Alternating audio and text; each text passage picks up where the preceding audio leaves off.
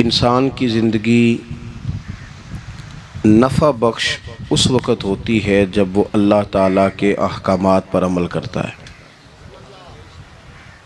खूबसूरत आदमी, पढ़ा लिखा आदमी, समझदार आदमी, ज़मींदार आदमी, जायदाद वाला,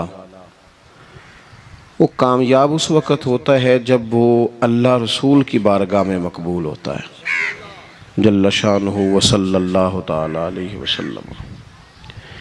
अपना अपना मेयार हर इंसान ने बनाया होता है कामयाबी का।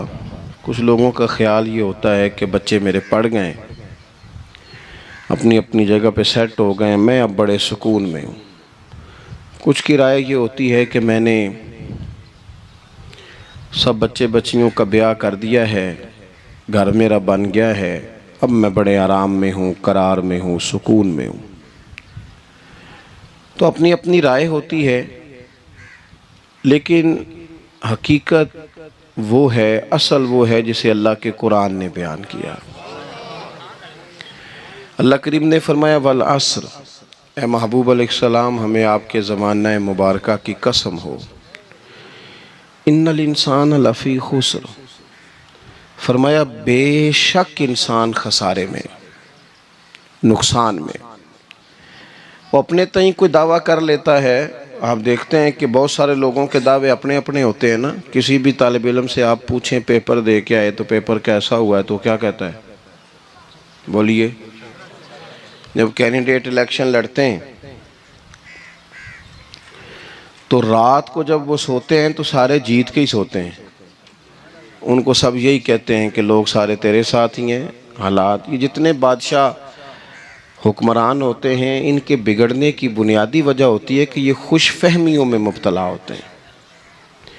हम में से भी ढेर सारे लोग हैं जो खुश फहमियों में मुब्तला हैं।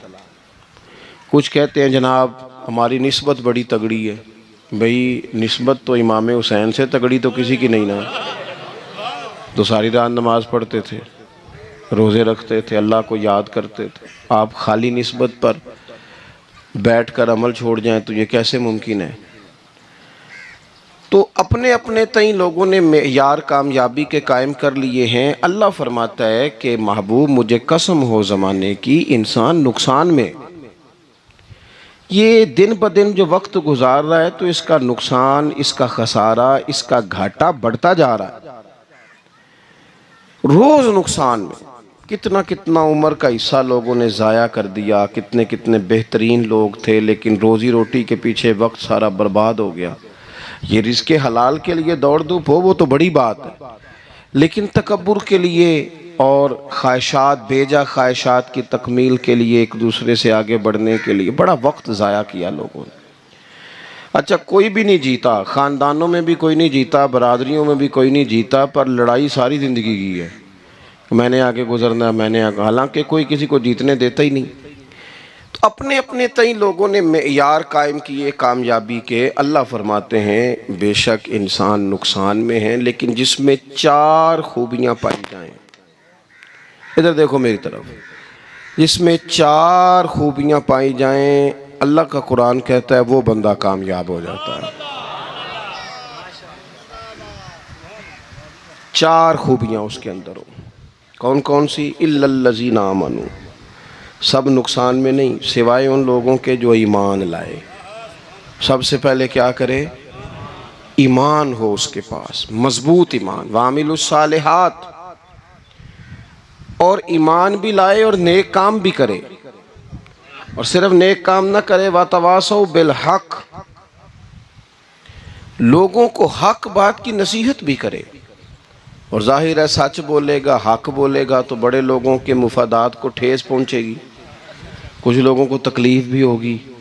तो अब जब तकलीफ़ होगी तो फिर मुसीबत भी आएगी। तो अगर हक बात कहनी है तो फिर क्या करे? वतवासौ बिस्सब्र, पर एक दूसरे को सब्र की भी वसीयत करे। 4 चीज़ें पाई जाएं, ईमान, आमाल सालिहा, हक की नसीहत, उस रास्ते में आने वाली तकलीफ़ पर सब्र। अगर ये 4 चीज़ें मुयस्सर आती हैं तो अल्लाह का कुरान कहता है बंदा कामयाब है। और अगर ये 4 चीज़ें नहीं, तो फिर को बंदा जितना मर्जी दावा करे, जितना मर्जी शोर करे, जितना मर्जी ऐलान करे, वो कामयाब हो सकता। सबसे पहले तो अपना ईमान पक्का करें।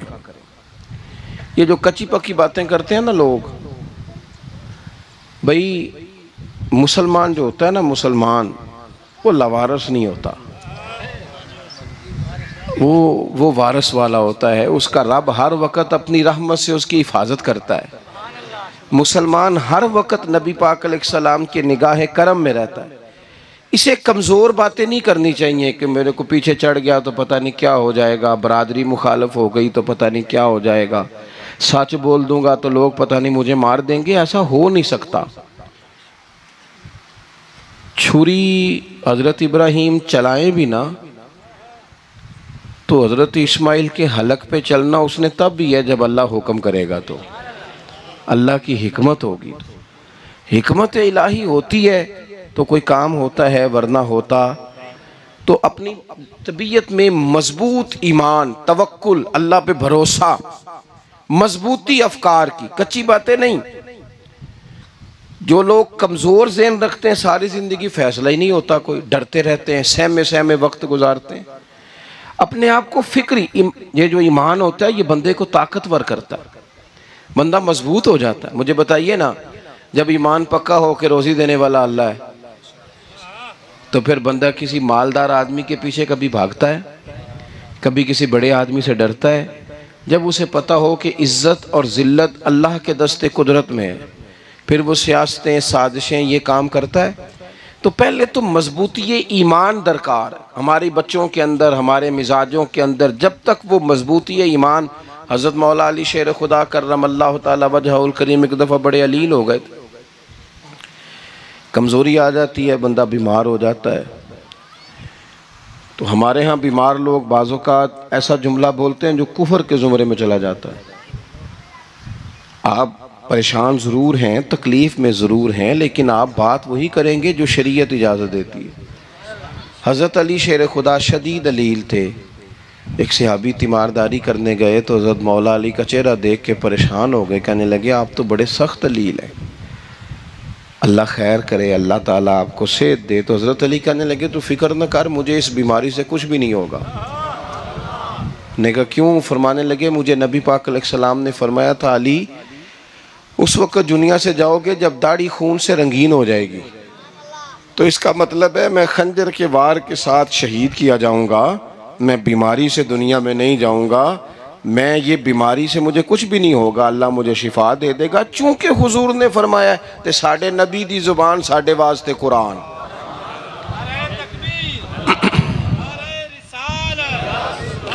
तो सबसे पहले तो अपने ईमान के अंदर, तवक्कुल के अंदर मजबूती पैदा करें।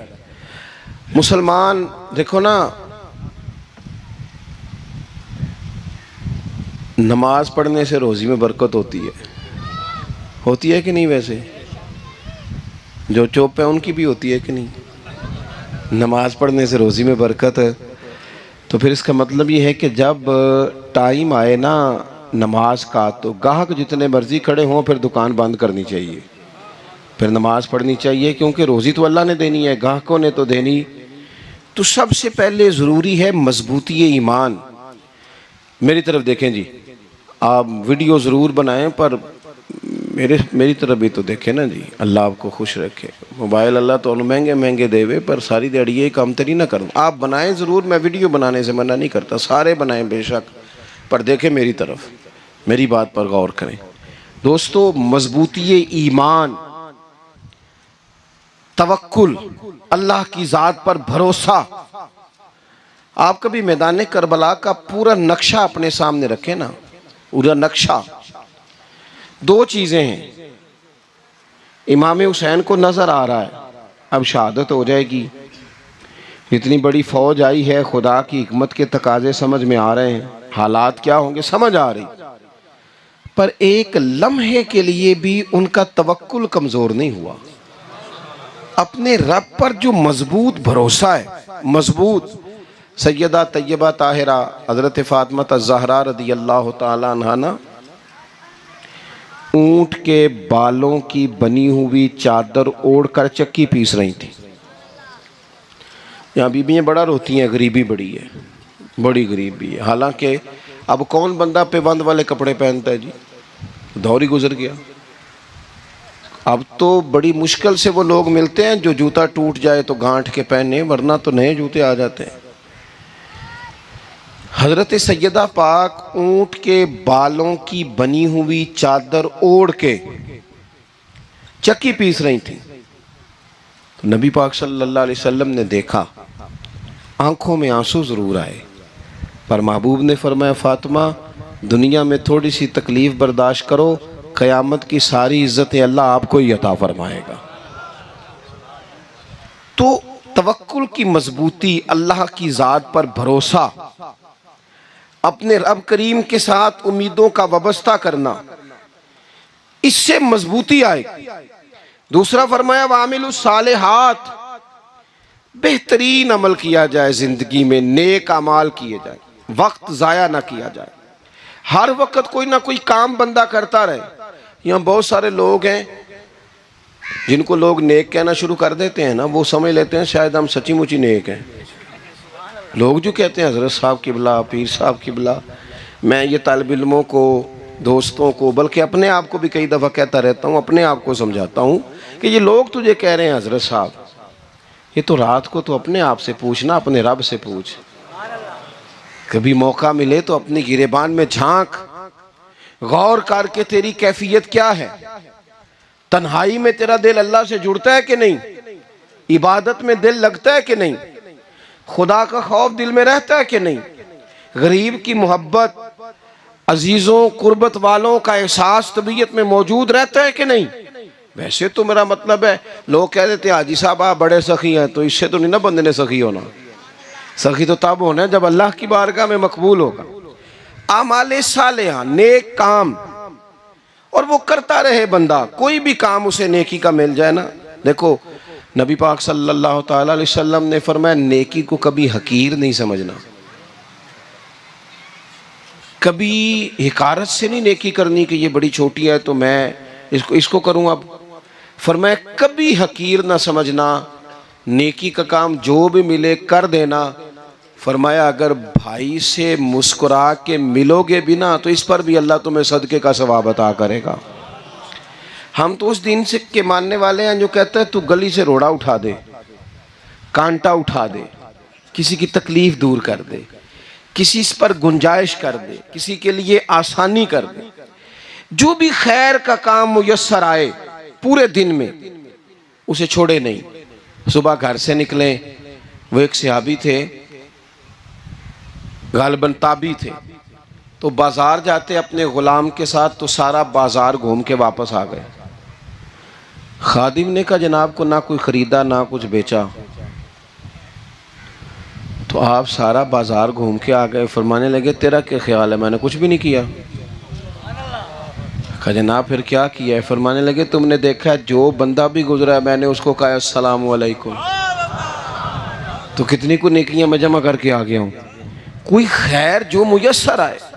हम समझते हैं कि शायद कोई करोड़ को रुपया होगा तो पूरी मस्जिद बनाऊंगा तो फिर मैंने नेकी कर दी है, शायद जनाब मैं, हालांकि ये छोटे छोटे काम है ना, छोटे छोटे काम, इनसे तो इनकी तो ज्यादा जरूरत होती है, इनकी तो ज्यादा हाजत होती है।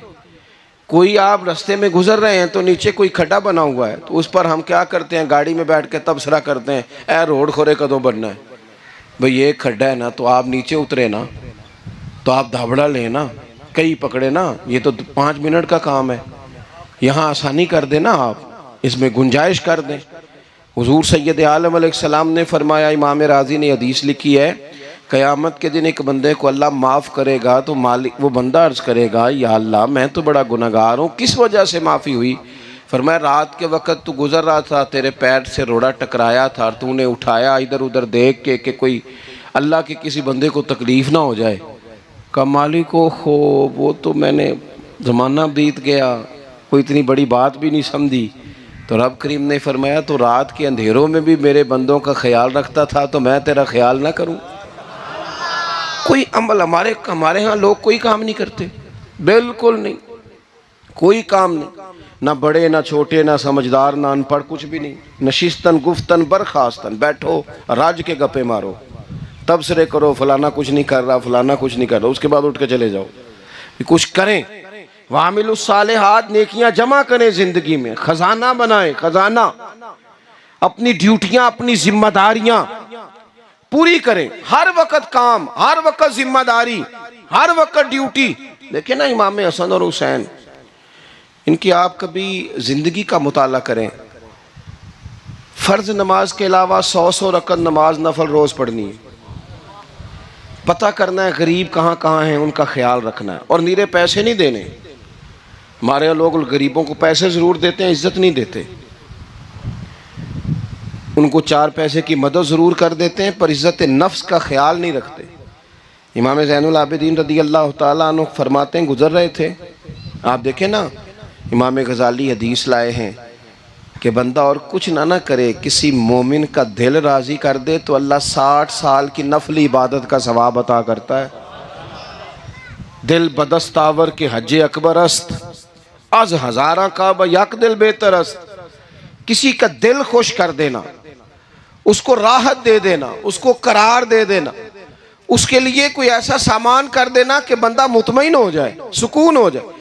ये हमारे यहाँ जो लोग होते हैं ना, सरकारी मुलाजिमीन, ड्यूटियों वाले, इनकी तबीयतों में तलखी होती है। ये अगर सिर्फ प्यार करने लग जाए ना, से वाबस्ता लोग मेरे अहबाब में से हैं, तो मैं उनसे कहता हूँ कि शिफा तो अल्लाह ने देनी है, चलो तुम दुआई तो हंस के दिया करो ना, तुम आने वाले की बात तो तवज्जो से सुनो। वो बेचारा अपनी बात, हमारे एक बुजुर्ग थे तो तावीज़ लिखा करते थे, बड़े आलिम थे। मुझे कुछ थोड़ी सी ना मेरे दिल में उनके बारे में खफगी रहती थी कि आप इतने बड़े आलिम हैं, आप किताब लिखें, आप तवीज़ लिख रहे हैं, और फिर लोगों ने कमाई करनी होती है, आप तो मुफ्त देते हैं सारा कुछ। इतनी लंबी ड्यूटी, सारा दिन बैठे रहते हैं आप और लिखते तवीज़ हैं, पढ़ाएँ आप। मैंने एक दिन उनसे गुजारिश की, मैंने कहा शेख आप बड़े आदमी हैं, जिन लोगों को अल्लाह ने रसूख फिल इल्म अता फरमाया होता है उनमें से आप हैं। अल्लाह ने आपको पुख्तगी दी है, इल्म में शौरी आलिम है आप, सारा दिन तावीज़। फरमाने लगे यार मैं तावीज़ नहीं लिखता, असल मसला ये है कि जो तावीज़ लेने आता है वो अपना सारा दुख सुनाता है। तो मैं तावीज़ नहीं लिखता, मैं ना बस लोगों के कलेजे ठंडे करता हूँ। मैं किसी का, अब तो बच्चों के पास टाइम ही नहीं, वो तो अब्बा का दुख नहीं सुनते, बिल्कुल नहीं। वो तो ढूंढते हैं कोई कोना मिले तो जाके मोबाइल देखें, वो तो बैठते ही नहीं। अम्मा कह रही होती है कि पुत्र को 10 मिनट मेरे पास भी बैठा कर, लेकिन पुत्र मसरूफ़ बड़ा है, वीडियो चढ़ानी है उसने, टिकटॉक बनाना है उसने नई तस्वीर चढ़ानी है। हम उलझ गए। ये चीज़ें इंसान को नफसियाती तौर पर कमज़ोर कर देती हैं। जो लोग ज़्यादा ये काम करते हैं उनके हाफ़ज़े कमज़ोर हो जाते हैं, वो उलझ जाते हैं, उन्हें पता नहीं होता रात मैंने क्या कहा था, सुबह मैं क्या कह रहा हूँ। हर वक्त नहीं, ज़रूरत के वक्त, हर टाइम नहीं, मखसूस औकात में। हज़रत इमाम ज़ैनुल आबिदीन रदी अल्लाह ताला अन्हु फरमाने लगे, हम गुज़र रहे थे, इमाम हुसैन साथ थे, तो रस्ते में ना कुछ गुरबा, गरीब लोग बैठ के खाना खा रहे थे। कहते हमारी उन पर नज़र पड़ी तो उन्होंने हज़रत इमाम हुसैन रदी अल्लाह ताला उनसे कहा, हुजूर आइए तशरीफ़ लाइए, खाना खाइए। वो ज़रूरी नहीं होता आपको सबका खाना पसंद ही आए, टेस्ट अपने अपने होते हैं, ये ज़रूरी तो नहीं। खाना पसंद ना भी आए तो दिल तो फिर भी राज़ी रखना चाहिए ना। कुर्बान जाएं, नबी पाक ने किस तरह हमारी तरबियत की। हज़रत आयशा सिद्दीक़ा रदी अल्लाह ताला अन्हा फरमाती हैं, करीम महबूब का मैंने ये तरीक़ा देखा कि अगर खाना ना पसंद होता तो छोड़ देते, पर कभी उसमें से नुक्स ना निकालते, ऐब जो ही ना करते। गर्मी के मौसम में खड़ी है बेचारी खातून, और कितनी मुशक्क़त से उसने खाना बनाया, और कितनी गर्मी सही है चूल्हे के सामने, लेकिन साहब वो खाना रखा है तो वो कहते हैं ये तू की पकाया है, वो खाने वाली चीज़ है भाई, इस तरह करना, अब जो अगली हंडी है वो तू पका, आ ना तू खड़ा हो, ये पता चले ये काम कितनी मुशक्क़त का है। ज़िंदगी में कुछ थोड़ा सा दूसरों का ख्याल रखना, ये भी तो दीन का हिस्सा है ना। आप अपनी ज़िंदगी में हमेशा अपने लिए सोचें, किसी और का सोचे ही ना। तो मेरे अजीज याद रखेंगे आप, इमाम ज़ैनुल आबिदीन कहते हैं नबी पाक सल्लल्लाहु ताला अलैहि वसल्लम ने ना हज़रत इमाम अली मकाम की, इमाम हसन और हुसैन की इस तरह से कुछ तरबियत फरमाई थी कि गरीब परवरी उनके अंदर रच बस गई थी, मिजाज बन गया था। वो गुरबा बैठे थे, दस्तरखान बिछाए सड़क के किनारे, तो इमाम हुसैन गुजरे तो उन्होंने आवाज़ दी, इमाम साहब रोक गए, कहने लगे हुजूर थोड़ी रोटी नहीं खा लेते हमारे साथ। तो इमाम साहब आ गए, नीचे बैठ गए गरीबों के साथ। कोई जुर्रत करे ना, चलो अमीरों ने तो गरीबों के साथ बैठने की जुर्रत नहीं करनी, को पीर ही बैठ जाए गरीबों के साथ, वही मेहरबानी कर दे कि मैं पीर साहब हूँ, किबला हूँ, तो मैं ही चलो लंगर खा लूँ मुरीदों के साथ बैठ के। हमारी तो महफिलों में भी ना जी, नात खानों का, मौलवियों का, दूसरों का खाना और होता है, और गरीब आदमी को शापर में चावल डाल के देते हैं और साथ उसे कहते हैं ये लंगर शरीफ है। भाई अगर ये शरीफ है, तबर्रक है, तो ये पीर साहब नू नहीं सी लंघदा, अड़ता है गले में लंगर उनको। ये लंगर शरीफ जो है ये नात खां को भी तो गुजरना, तबर्रक है कि नहीं? हाँ ना तो करो ना। तो जी ज़्यादा तबर्रक वाली शै वे वो पीरां नू भी तो खानी चाहिए ना, नात खां को भी। उसके लिए लहदा से मुर्ग मुसल्लम आला खाने। मैं अक्सर दोस्तों से कहता हूँ चलो मिलाद शरीफ पे ही सही, सबके लिए अच्छा खाना पकाओ। चलो जिस गरीबों के बच्चों को, बेचारों को सारा साल वो बोटियों के लिए लड़ते हैं, तुम मिलाद पे अच्छी रोटी पका दो, तो बच्चा जब खाएगा ना बहुत सारियां बोटियां और चावल, और अपने अब्बा से पूछेगा कि अब्बा जी आज की गल है, बड़ा गोश्त पे लब्ध है। तो हो सकता है गरीब बाप रो ही पड़े और उसे कहे पुत्र तो आज राज राज के खाज साढ़े नबी पाक दा मिलाद शरीफ है।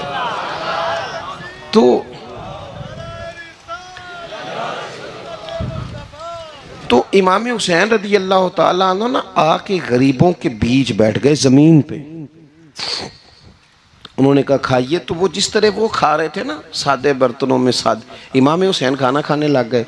मैंने कहा खैर का काम कोई भी मिले उसे ज़ाया, चलो और कुछ नहीं कर सकते थे, किसी को सड़क ही पार करा देना बीना को, चलो और कुछ नहीं कर सकते, तो आपको पता है कि सामने वाला बोझ लेके गुजर रहा है, आप थोड़ा सा हट जाएं रोड से, उसे गुजर लेने दें। कोई तो काम ज़िंदगी में, कोई इरादा तो खैर का बंदा करे। इमाम हुसैन बैठ गए, उनके साथ रोटी खाई, थोड़ी देर के बाद इजाज़त ली, फरमाया जाऊँ? कहने लगे हुजूर और खाइए। फरमाने लगे मैं तो अभी रोटी खा के आया था और आज तक ऐसा नहीं हुआ कि दोबारा खाना खाऊं, एक लुकमे की भूख नहीं थी, जितना भी खाया है ना ये तुम्हारा दिल खुश करने के लिए खाया है। गुरबा मसाकिन की व आमिलुस सालिहात, ईमानदार बंदा ईमानदारों जैसे काम करता ही अच्छा लगता है। 25 हज किया इमाम हसन और हुसैन ने मदीने से मक्के पैदल जाके। कितने बोलिए? मैं कहता हूँ चलो हम बाजमात नमाज ही पढ़ लिया करें। चलें, हुजूर सल्लल्लाहु अलैहि वसल्लम ने फरमाया फजर की नमाज पढ़ के बैठ जाओ, इशराक चाश तक अल्लाह का जिक्र करो, 2 नफल इशराक के 2 चाश्त के पढ़ लो, अल्लाह 2 हज और 2 उम्रे का सवाब अता कर देगा। मुश्किल काम तो नहीं है, मुश्किल तो हाँ ही नहीं की थे, ये मुश्किल है। वैसे ये कि आँख खुल जाए तो 25-30 मिनट 40 मिनट मोबाइल पे गुजर जाए वो तो सौखा है, ये मुश्किल है। दोस्तों नेक आमाल उन पर कोशिश, अहले बैत ने हमें सबक ये पढ़ाया है, हुजूर के असहाब ने हमें सबक ये पढ़ाया। तीसरी बात फरमाया वातवासो बिलहक, सिर्फ ये नहीं कि तुम नमाज पढ़ के तो बैठ जाओ, तुमने ना बेनमाजी को नमाज की दावत भी देनी है। मजलूम पर जुल्म होता रहे और कोने में चुप करके बैठे नहीं रहना, बल्कि अगर हाथ पकड़ा जा सकता है तो जालिम का हाथ पकड़ना है। नबी पाक अलैहिस्सलातु वस्सलाम ने फरमाया अपने भाई की मदद करो, चाहे वो जालिम हो या मजलूम हो। भाई की मदद करो चाहे जालिम हो या मजलूम हो। तो सहाबा ने अर्ज़ की या रसूल अल्लाह सल्लल्लाहु ताला अलैहि वसल्लम, ये मजलूम की मदद तो समझ में आती है, ये जालिम की मदद कैसे करें? नहीं समझ आ रही है आपको बात की?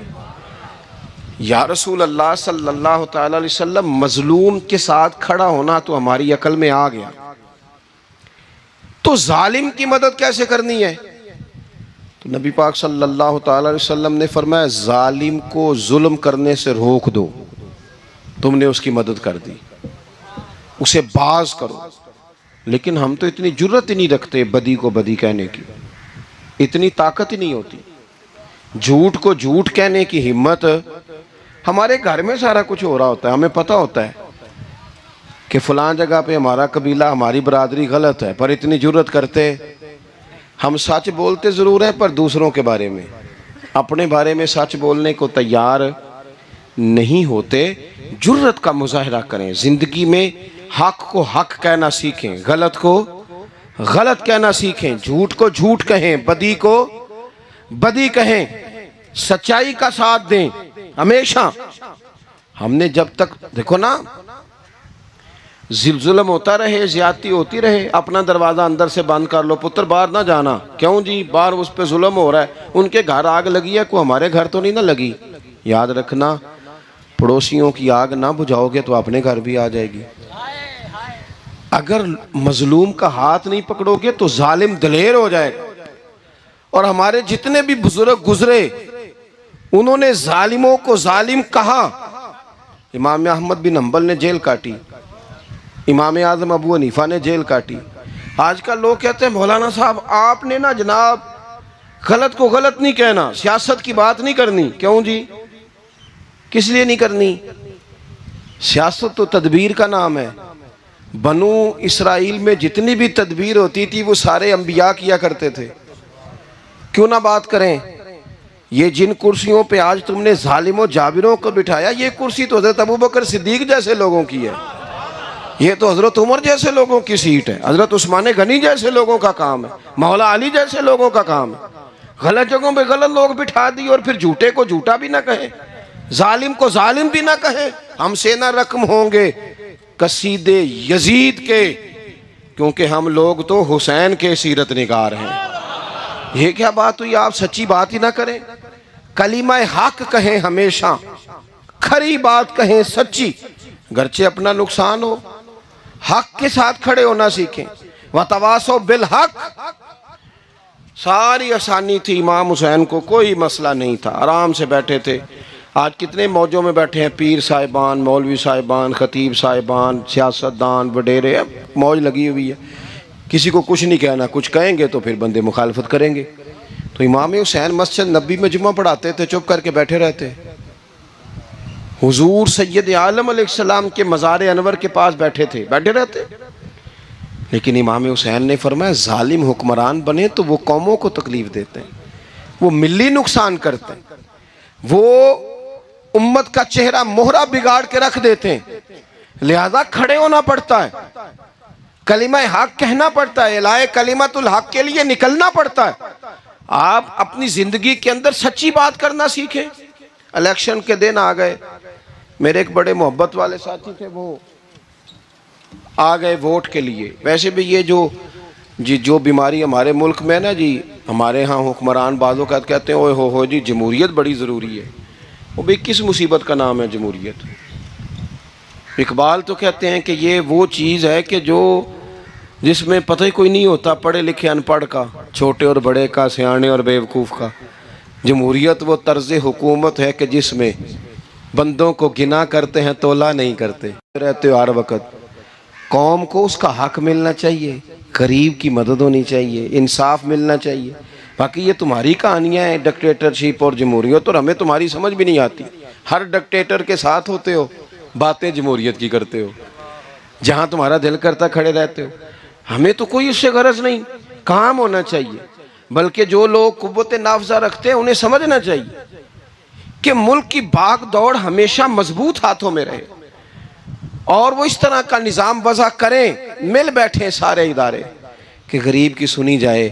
वो मुझे बड़ी अच्छी तरह याद है, जब वो एक हुकूमत ख़त्म हुई और जो एक फ़ौजी रह के गए थे 11 साल, उनकी हुकूमत आई तो मैं बाहर निकला तो एक बुज़ुर्ग थे, वो सुबह सुबह नाश्ता बेचा करते थे हमारे इलाके में, चावल और चने बने। तो मैंने उनसे कहा बुजुर्गो पता लगा जे रात की हुकूमत बदल गई है। तो फरमान लगे पुत्र जेड़ा मर्जी भी आ जाए मैं तो या चौल बेच के रोटी खानी है, हमें तो इनसे गरज ही नहीं। अल्लाह जाने कौन आया कौन गया, तो खेल तमाशा बनाया हुआ है। तो झूठे को झूठा कहे। मेरे एक दोस्त हैं इलेक्शन लड़ते हैं, मुझे एक दफ़ा आके कहने लगे आपने कभी वोट नहीं डाला, इस दफ़ा ज़रूर डाले। मैंने कहा नहीं डालता मैं। कहने लगे वोट कौम की अमानत है। तो मैंने कहा अमानत किसी बेईमान को दे दूं? अमानत तो अमानतदार को दी जाती। नहीं समझे आप बात? ये सारे कहते हैं ना वोट कौम की, तो अमानत किसको देनी चाहिए? सही बताओ। चलो हुण तुसीं बोलना नहीं, बस दिल च गल रखनी, दिल च। देंदे वैसे ईमानदारा नहीं हो ना? नहीं, मैंने कहा बोलना नहीं, एवं किसी को पता ना लग जाए। देते वैसे ईमानदारों को ही हो ना। ये अपने दिल से पूछो, फैसला लो, अल्लाह से डरो। जालिम का मददगार जालिम होता है, जालिमों का मददगार जालिम होता है।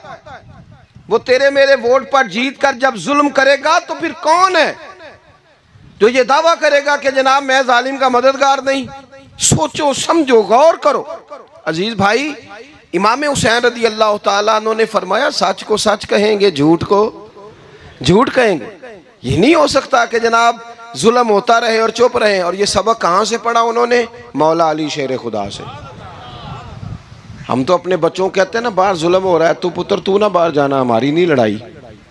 लेकिन जब हज़रत उस्मान गनी रदी अल्लाह ताला अन्हु पर बलवाइयों ने हमला किया ना, तो चूँकि हज़रत उस्मान गनी खालू थे इमाम हसन और हुसैन के, हज़रत उस्मान खालू हैं, सगे खालू हैं, तो हज़रत मौला अली शेर खुदा ने ये नहीं कहा कि पुत्र इतने बंदे आ गए हैं, तलवारें हैं, मुआसरा है, बाहर ना निकलना। बल्कि हज़रत मौला अली ने ख़ुद अपने दोनों बेटों को तलवारें पकड़ाईं और हज़रत उस्मान गनी के दरवाज़े पे खड़ा करके कहा पुत्र ख्याल रखना तुम्हारे होते हुए कोई भी शख्स हज़रत उस्मान गनी का दरवाज़ा ना क्रॉस कर पाए। खुद अपने बच्चों को हर जंग में हज़रत अली साथ लेके जाते थे। हम तो बच्चों को दिलेरी सिखाते ही नहीं, बुज़दिल। और कुछ हमें बाबे मिल गए, वो कहते हैं मुंडे नू साया है। मैं क्या बाबे नू आप साया है, इनू भी करो दम कराओ, इसको नजरी साया आता है। कैसे नादानों से पाला पड़ गया। क्या होता है वो साया? अच्छे भले सियाने नौजवान बत्ती बंद करके अंदर लेटा हुआ बच्चा है, बाबे नू बाबा कह गया इनू साया है। बाबा केड़ा कह गया जेड़ा बाहर रोटी लैन आया सी। भी एडी पहुंची सरकार होंदी तो टुकर ही घर खा लेंदी। लोगों के किस्मत का हाल बताता है, अपनी इतनी खराब है कि मांगता फिरता है। क्या मजाक बनाया हमने अपने साथ। थोड़े समझदार हो जाए, हर बंदे की बात का असर कबूल ना किया करें। मोमिन के पास ताकतें होती हैं, जो जिधर लगाता है चुप करके लग जाते हो। इन्नल्लज़ीना क़ालू रब्बुनल्लाहु सुम्मा इस्तक़ामू ततनज़्ज़लु अलैहिमुल मलाइका। अल्लाह कहता है तू डटना सीख, रब का नाम लेके डट जा, रब तेरी मदद के लिए फरिश्ते भी नाज़िल कर देगा। कहीं खड़े होना सीखें, जिसका जो मन आता है वो तबाही करके गुजर जाता है। बिल्कुल कतन नहीं। तो इमाम हुसैन ने सही को सही कहा, गलत को गलत कहा, और डट के कहा, और पूरे वसूख से कहा, और पूरी वो हजरत इमाम अबू मालिक खड़े थे ना, तो ये बादशाह बड़ी बड़ी गलत बातें भी करते हैं। अच्छा चले सही बताएं आप, मैं आपको अपनी बात बताता हूँ। कई दफ़ा ऐसे होता है, कई दफ़ा के बात कोई हो जाती है, कर लेते हैं, तो कोई साथी तवज्जो दिलाता है कि आप तो बोलते बोलते ये कह गए, तो एहसास होता है ओहो यार गलती हो गई, हो जाता है। बड़े बड़े जो मुहद्दिसीन थे, बड़े बड़े लोग, उन्होंने कहा यार हमारी ये राय थी, फिर उसके बाद हमें ये पता चल गया, अब हमारी राय बदल गई है। इसको रुजू करना कहते हैं। बड़े बड़े लोगों ने कर लिया। लेकिन हमारी सियासी जमातों का हाल ये है कि उनके किसी कारकुन से पूछे ना तुम्हारे लीडर ने कभी गलती की है, तो वो क्या ने क्यों माज़अल्लाह ये फरिश्ते क्या है, ये गलती नहीं कर सकते। अगर बड़े बड़े लोग कहते हैं यार यहाँ हम भूल गए थे, ताकि सहाबाए किराम अलैहिम रिदवान अपनी राय से रुजू करते। यहाँ क्या हाल हो गया, किस चक्कर में हम पड़ गए। जमातों को बुत ना बनाओ, वो जमाते रहने दो, अगरचे बुत हैं जमात की आस्तीनों में, पर मुझे हुक्म अज़ां ला इलाहा इल्लल्लाह। तो सच को सच, झूठ को झूठ। हज़रत इमाम अबू मालिक खड़े थे, तो हारून रशीद बादशाह था। कुछ बड़े खुश आमदी लोग होते हैं, नहीं जी नहीं सरकार आपकी तो क्या बात है, क्यों जी इतनी तारीफ़ें क्यों कर रहे हो? कहते हैं इसने खर्चा किया, मस्जिद बनवा के दी है। ये जनाब चंदे देता है। वो खुदा के बंदो, चंदा देने का मतलब ये जो मर्जी कहा जाए। हजरत इमाम मालिक हारून रशीद के बड़े बादशाह के दरबार में खड़े थे, किसी बड़े के, हारून रशीद था या कोई और था, तो वो ना मक्खी बार बार बादशाह को तंग करती। मक्खी कई दफा नहीं काबू आती, 3-4 बंदे भी लग जाए तो नहीं काबू आती, पकड़ी नहीं जाती, मक्खी जो हुई। वो मक्खी बड़ा तंग कर रही थी, तो उसने ना गलत जुमला कह दिया, गलत कहने लगा माज अल्लाह सुम्मा माज अल्लाह नकले कुफर कुफर ना बाशे। कहने लगा इमाम मालिक से क्या जरूरत थी अल्लाह ताला को ये मक्खी क्यों बनाई? अल्लाह की तख्लीक पर एतराज कर रहा है माज। अब खुशामदी को बंदा होता तो कहता जी वो मसला ये है जी, वो असल बात ये है जी, आप बैठें जी, ठंडे दिमाग से समझाता हूँ। लेकिन वो नशे में चूर है ना, तख्त पे बैठा है, सख्त बात कर दी कि क्यों बनाई मक्खी। तो इमाम साहब उठ के खड़े हो गए, हाथ में छड़ी पकड़ी थी, जोर से ज़मीन पे मारी, फरमाने लगे ये मक्खी ना अल्लाह ने तेरे जैसे लोगों का गुरूर तोड़ने के लिए बनाई है कि संभाली तो तुमसे मक्खी भी नहीं जाती, तो दावे बड़े करते हो कि तेरे जैसे बंदों का गुरूर तोड़ने को बनाई है। चुप कर गया, कहने लगा हुजूर गलती हो गई थी, आइंदा नहीं करूँगा। तो आप जब झूठ को झूठ कहते हैं और सच को सच कहते हैं, हक की तारीफ करते हैं, बातिल को बयान करते हैं, फिर लोग मुखालफत करते हैं। अब जब लोग मुखालफत करेंगे फिर तकलीफ आएगी, और तकलीफ़ें बड़ी सोहनी होती हैं। जब तकलीफ़ आए तो रब कहता है वातवासो बिस्सब्र, अब एक दूसरे को सब्र की नसीहत करो। ये जब दुख आते हैं ना, दुख बंदे को नरम कर देते हैं। बीमारी नफसानी ख्वाहिशात को ख़त्म कर देती है।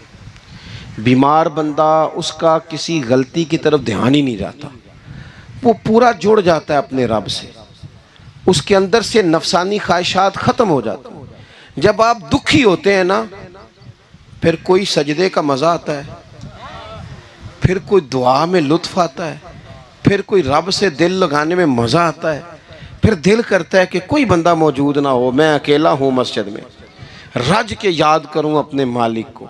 जब आप सब्र करते हैं, कुरान पाक में ना कमो बेश कोई 99 के करीब, 90 से ज़्यादा मरतबा सब्र का जिक्र है, और मुहद्दिसीन ने तसरीह की है कि कोई 500 के लगभग हदीस पाक में सब्र का जिक्र है। हौसले से, सब्र से, वतवासो बिस्सब्र, सब्र बंदा करके दिखाए, उसके अंदर हौसला हो, दलेरी हो। हम ना जल्दबाज हो जाते हैं, बाज बुजुर्ग भी नाराज़ ना हो तो वो भी बड़े जल्दबाज, फटाफट काम होना चाहिए। बाज बच्चे भी, बाज जनाब सियाने लोग, बड़ी जल्दी है। बंदे ने रोज़ा रखा हुआ ना गर्मियों का, तो असर के वक़्त अगर वो बड़ा सौड़ा पड़ जाए ना तो रोज़ा फिर खुल जाता है। बोलिए बड़ी जल्दी है जी, बड़ी टेंशन है जी, बड़ा लग रहा है, तो खुल जाएगा ये कहने से। उसने कब खुलना है? बोलिए आपको तकलीफ़ हो गई, आपको खुदा न खास्ता डॉक्टर ने कहा छोटा सा ऑपरेट करना है आपका, शाम को ठीक हो जाएंगे जी, तो जल्दी बड़ी दर्द बड़ी हो रही, जल्दी करें डॉक्टर साहब। तो डॉक्टर कहता है पहले खून टेस्ट करा, फिर ब्लड प्रेशर अपना चेक करा, फिर शुगर चेक करा, परसों रिपोर्ट आएगी, फिर शाम को लेके आना, फिर टाइम दूंगा, फिर टाइम देगा, फिर ऑपरेट करेगा, फिर दवाइयाँ लिखेगा, फिर आपको आराम का मशवरा देगा, फिर 2-3 माह लगेंगे, फिर तबीयत पूरी तरह। तो करना क्या पड़ेगा? सब्र। क्या करना पड़ेगा? सब्र। सब्र जिंदगी में ज़रूरी है। अगर सब्र नहीं तो फिर कोई काम भी, अपने मिजाज में हौसला लाएं, हिल्म हो, बुर्दबारी हो, सब्र हो, तहम्मुल हो। इमाम अली मकाम रदी अल्लाह ताला अन्हु को आप देख लें, मैदान करबला पूरा पढ़ लें आप, पूरी तारीख रिवायात खंगाल के देख लें। सामने तलवारें थीं यजीद के लश्कर के पास, इमाम के पास हौसला था। वहाँ जुल्म व जबर हो रहा था, यहाँ हौसला, हिलम, बुर्दबारी, आला ज़र्फ़ी, करम।